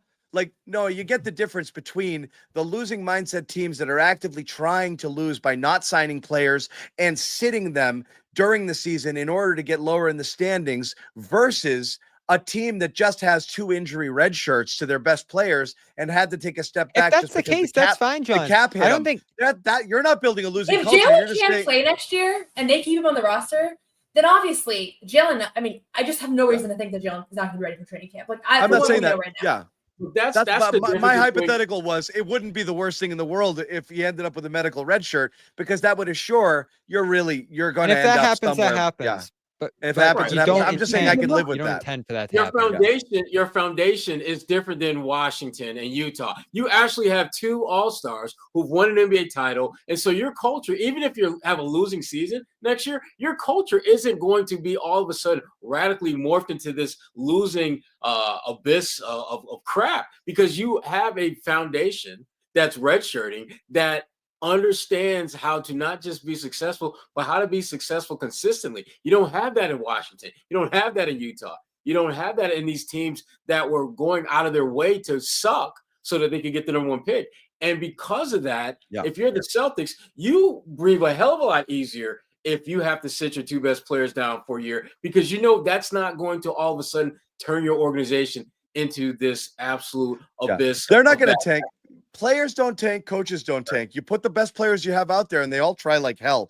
I'm just saying sometimes circumstances go beyond your control. This year. A couple of coaches tanked this year. I'm just saying, generally speaking, Will Hardy tanked this year. Especially coaches knowing, look, sometimes coaches are in on it, right? They're in on the grip. But a lot of times coaches on these bottom feeding teams have no guarantee they're coming back next year. This is what happened again to the Patriots, Sherrod Mayo. That whole staff didn't know if they were going to return, and everyone's mad at them for not losing the last game of the year, which would have gotten the Patriots top pick. They had no incentive to do that. They're like, F you, I'm not going to do this for you and then get fired. The players going out there like, I'm not going to go tank so you can get better people to replace me with.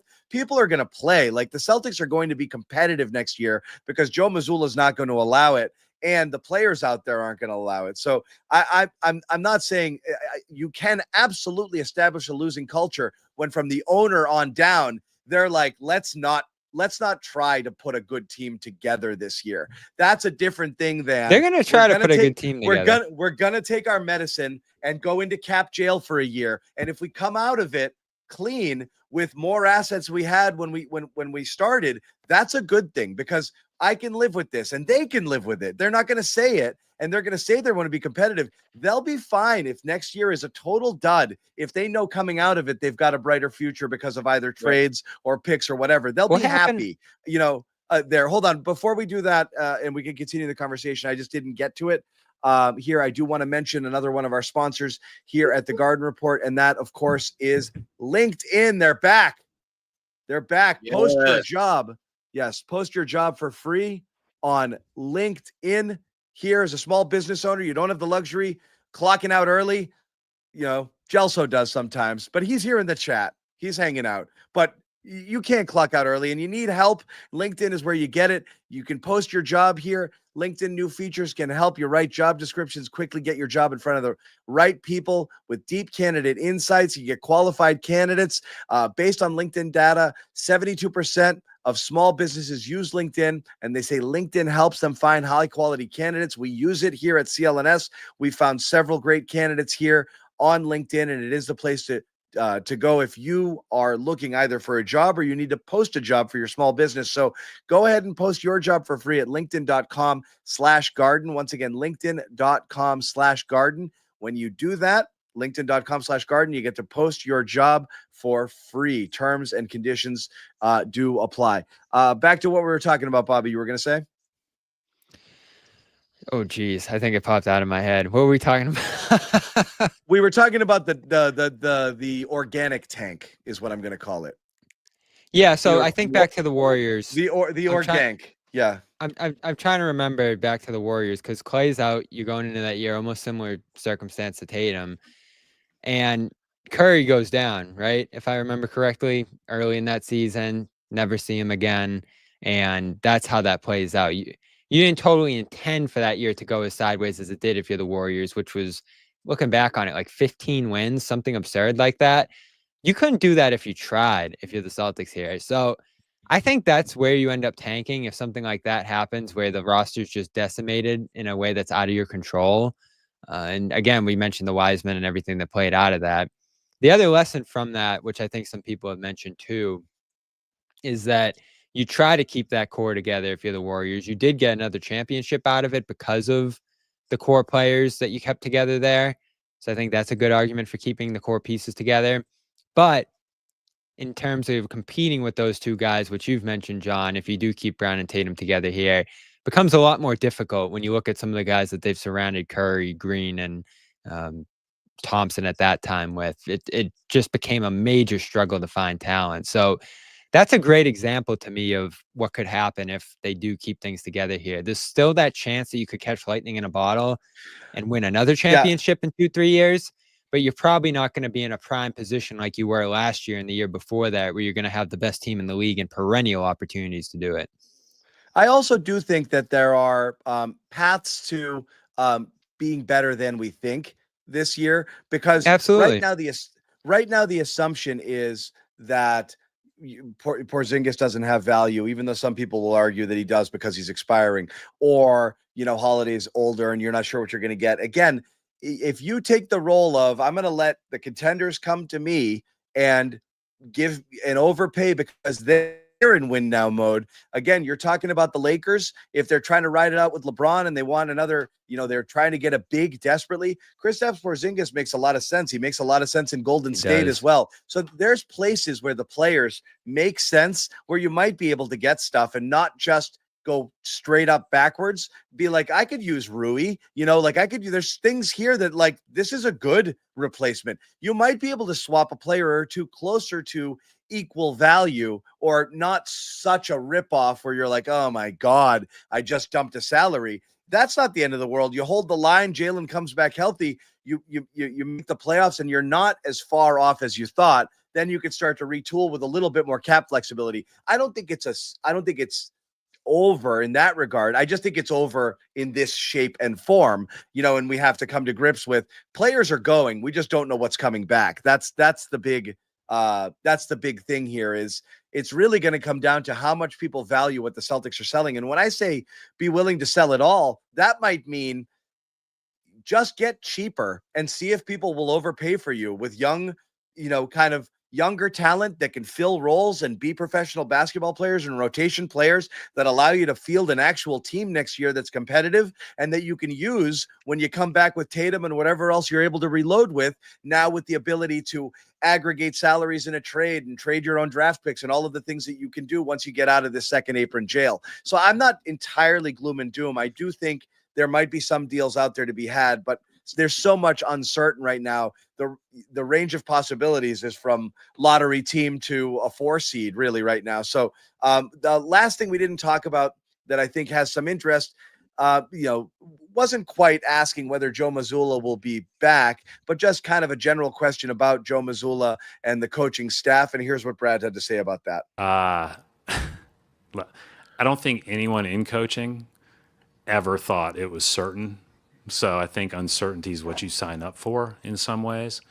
But listen, there's so many things that go into winning and losing, and coaching's part of it, right? But playing, circumstances, injuries, whatever the case may be, there's so many things, and so that's why I think it's so important to I know how hard their jobs are, and I've felt for Taylor and for Mike, and obviously talked to both of them, and but every year, good coaches get let go, and they're way better than everybody talks about them. I'm just telling you because I coached against them. They're way better than everybody thinks or knows. So, but that's the reality of our situation because that's the way the world works. And then, there's other coaches that are really good too that'll get their opportunities. And, but yeah, we're lucky that we have Joe here. We're lucky that we have the staff we have here, and we're thankful. So I'm not really sure why this question was about why coaches get fired and how it's that, because but I guess what we're trying to get at is, and it wasn't directly asked, Joe Mazzulla is safe. There's no reason to believe that he isn't, but I don't think it's ever entered Brad's thinking that Joe's not here. No, I don't think that's been anything that has been ever given an iota or a nanosecond of thought, in part because Joe has done exactly what Brad couldn't do, and that's win a championship. Brad has gone out of. I think Brad's experience as a head coach has helped him in his GM role to giving Joe the tools that he needs to be successful. And this is where things get interesting because there's definitely going to be some form of paring back on with the tools and toys that Joe is going to have to play with, and how is he going to handle that? Joe is going to have to coach this team, I think, differently than he's done in the past because he's not going to have as many options as he's had in the past. And so, again, I think that's part of Brad's thinking with Joe because he's done a great job with what he's been given to work with.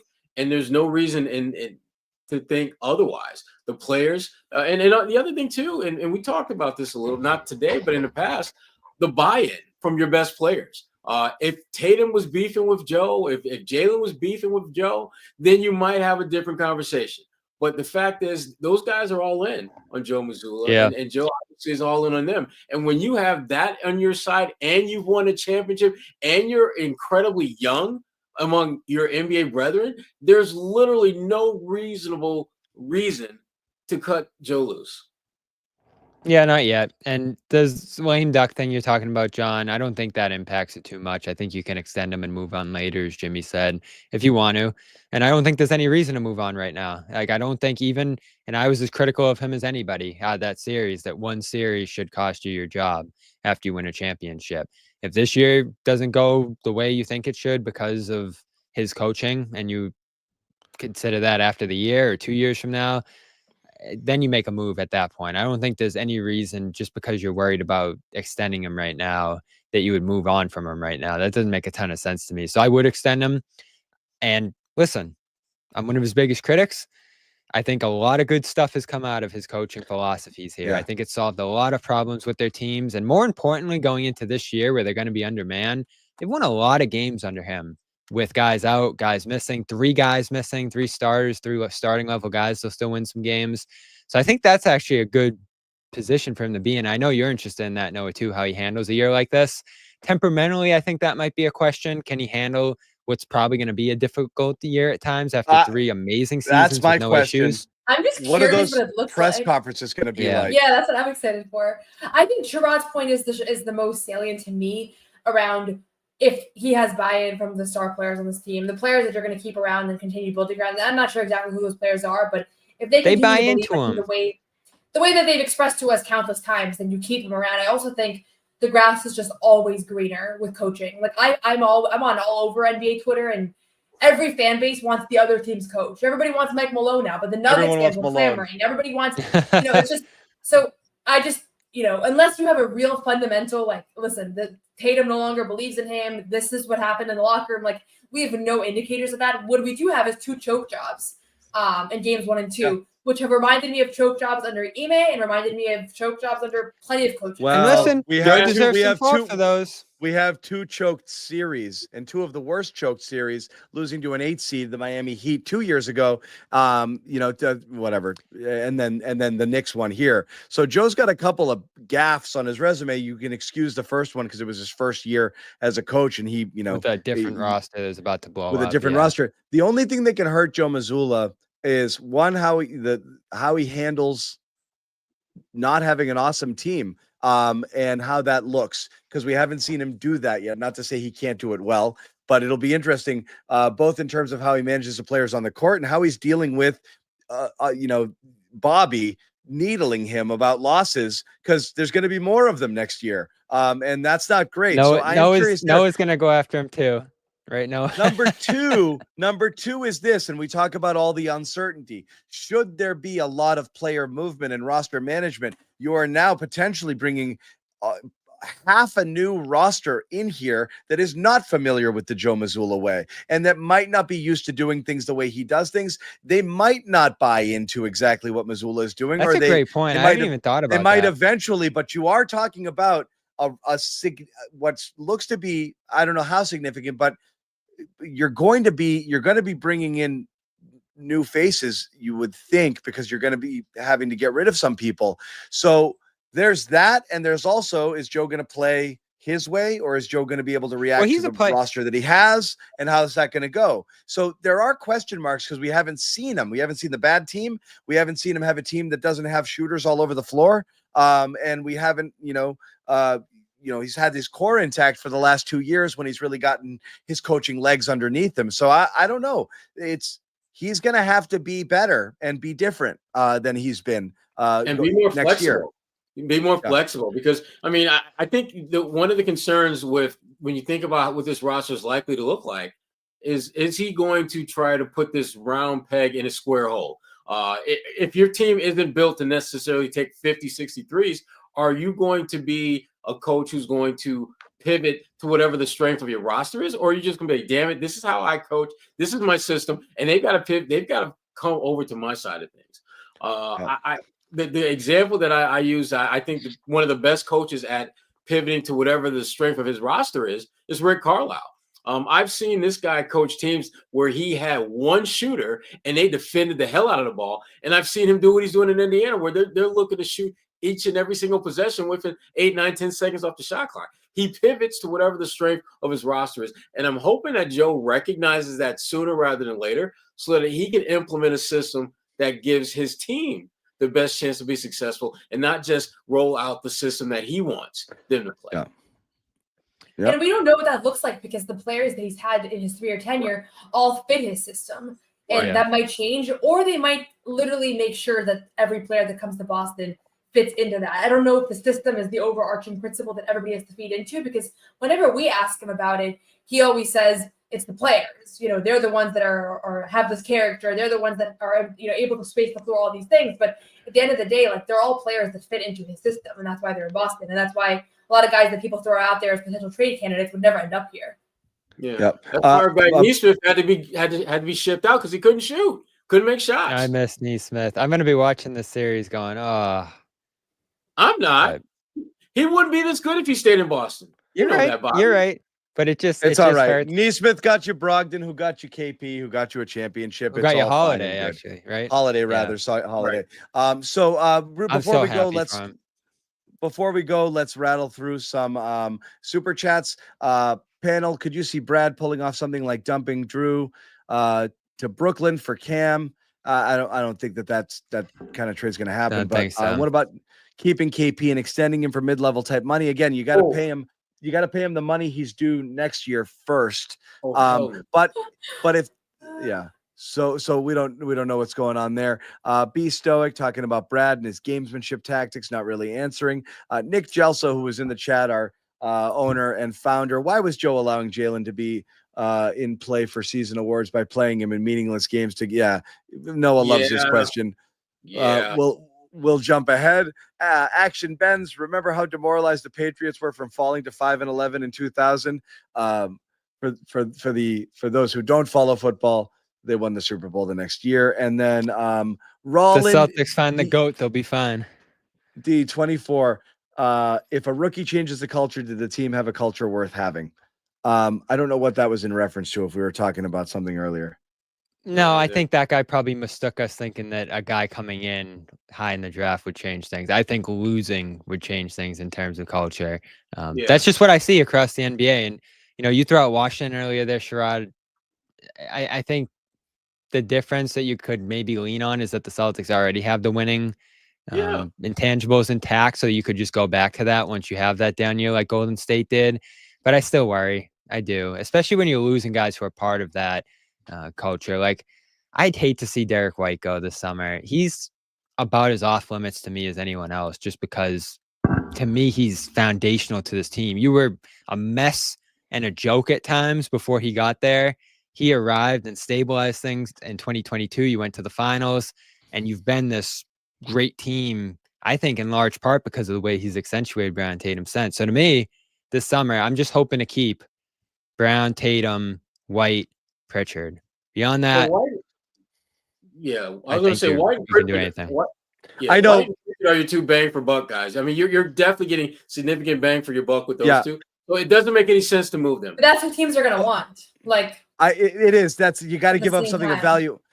And this is what you have to factor in for all of this. And again, it's a far more nuanced discussion than one person wants to blow them up, one person wants to hang on to people. Like, it makes sense to hold on to your best players, but you have to look at it this way.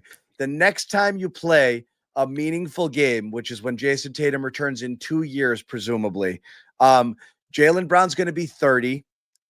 Derek White's going to be 32. Drew Holiday's going to be 36, KP 31, and Al Horford 40. So you have to think of those players at those ages when you're starting to hopefully climb back up the mountain, and what you have, and whether that helps you to have those or as many of those people still on the roster versus cutting your losses and saying, I'm going to be worse, but how long am I going to be good with these guys anyway? And again, why Derek White has to be in play along with Jaylen Brown is those are players that could be franchise-altering players for teams who want to win now, and they could give you a lot for them, and you will have to weigh whether or not that has more value to you in 2 years than holding on to them and then hoping you can continue to build around that core. It's a really tough decision. I don't envy Brad for it.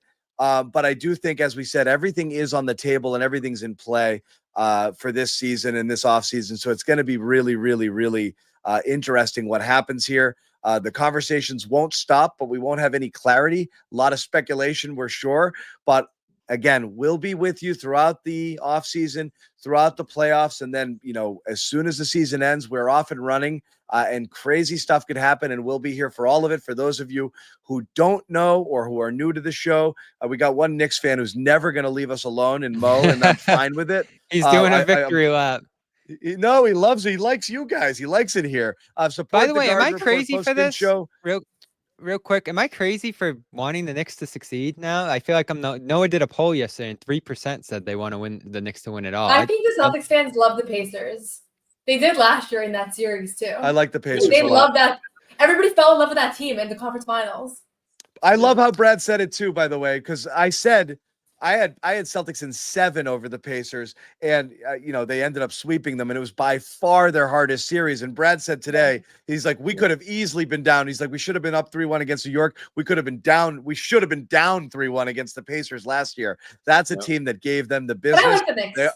I actually like 3 of the 4 remaining teams. I like Cat. I like Brunson. I like the players on the team. I have no problem with Who any of don't them. you like? Minnesota? Yeah. Yeah. Yeah. So as we were saying quickly, subscribe. Oh, no, not you can subscribe to Noah's Pod too, but I was going to tell you about that later. Subscribe to the CLNS Media Network on YouTube. Turn on your notifications. That way you know when we do new videos. And like this video, please share it with your friends. Tell everybody, hey, this is this awesome place where these knuckleheads go out and argue with each other for a couple of hours every night. It's great. Celtics All Access. A lot of great podcasts there as well. Noa Dalzell doing her You Got Boston podcast. There's a new episode that dropped today from the RBAC Center. Go check that out. Recorded live at 4:00 with Noah's initial thoughts on the press conference and state of the Celtics. And of course, the Big Three podcast with Sherrod Blakely, the Boston Globe's Gary I was on Washburn, the and Big Three NBC's this week. People were Kwani pissed. Lunis. They were wanted Gary. Were they actually pissed? We had a Bobby Manning sighting this week. They were or last clamoring week. I was for on- Gary. They were like, we want Gary's thoughts.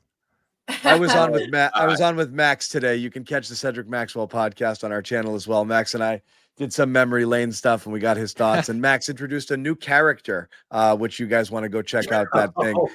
Max You'll is see. character. Oh my God. Max has a new character that he added to his repertoire here. Before we go, and it is premature, but in a couple of hours, it will be Noa Dalzell's birthday. So we're gonna wish Noah a happy Wow, birthday thank here you. on the podcast. She's overwhelmed with emotion. You can tell here. Oh wow! I thank honestly you. forgot. I honestly forgot that it's almost midnight. You're right. Yeah, it's I almost heard Noah midnight. So loves her birthday. I hate my birthday, yeah, but I appreciate so, the well wishes, yeah. Okay. especially it from was- Mo.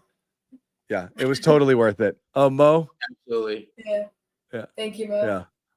Thank you, Mo. Happy birthday, Noah. Yeah. Mo's here forever.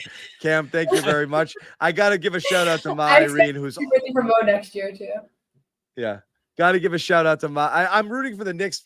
Also, partially these because of Mo. people that are always trying to be rude to me by saying that I'm like a teenager, I'll take it. You can say that I'm 19. I'd be happy to be 19. So this is a common criticism I get. I'm happy with it. So you can keep saying It's the Jayson Tatum syndrome, Noah. Jayson Tatum was Yeah, 19 for like 7 years. I'll take it. I'm not. Yeah, I do appreciate it. Ending already. We've been going 2 hours, Derek. You gotta and listen. So you don't be Derek, even though we love Derek because he's here all the time. Don't miss the show. Turn on your notifications. It'll tell you they're live. And follow us on our socials. That's going to tell you as well. Check it out. We just got one more super chat. We're going to throw it up there before we go. We got two more. Kenneth Lamb, D. White couldn't guard a chair versus the Knicks. Not really. He had a couple of up and down, one really bad game, but I don't think that that's necessarily the case. And this is for your birthday coffee, Noah. We'll make sure to give you 25% of this after Netflix takes its 30% slice.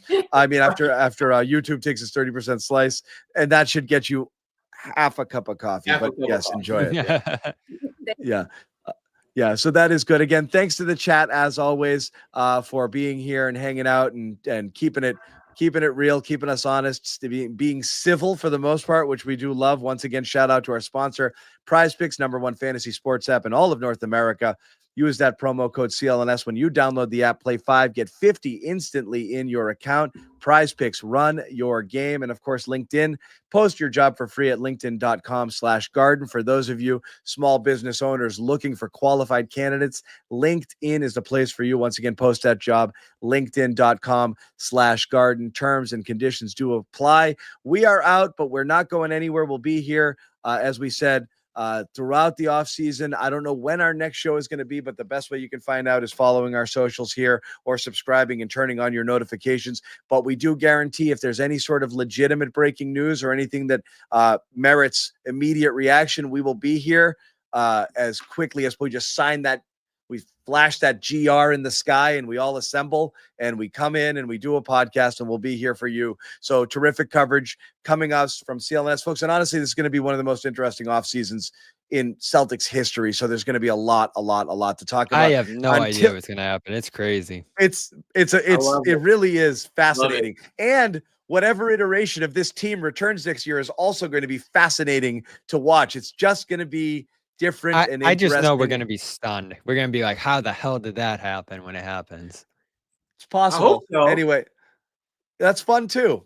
I'm here Yeah. for the stories. Yeah, I've seen a lot of winning. I'm here for story. I want to see what happens. It's an interesting chapter in Celtics history right now as they try to kind of forge forward and the amazing flip they went from championship contender to should they blow it up in a span of 2 or 3 days is just nothing I saw coming at all. So super interesting. Stay with us here. Thank you guys for hanging out with us tonight. We are the Garden Report. We will see you later. No one's sneaking a vegan brownie by me, I'll tell you that. Okay, you know what, John? We're going to do it. You have to feel that way too, Bobby. I have to feel that way. Let's Yeah. slide Al over and make Luke your first center. Bobby, we gave you Luke an hour early. We're not going to end this on a damn conversation about Luke